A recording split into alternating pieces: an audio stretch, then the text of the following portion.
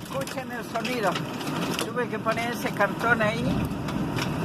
Es una madera para que no me rompan los vidrios y las piedras. Por momentos el departamento es como que se mueve. Impresionante, impresionante cómo está lloviendo.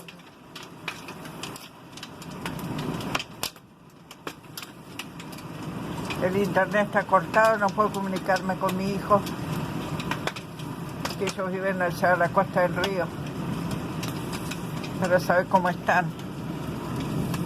No, pero es horrible.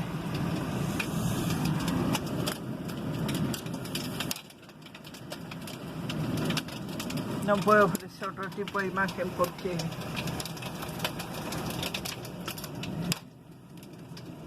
no puedo abrir las ventanas. No puedo.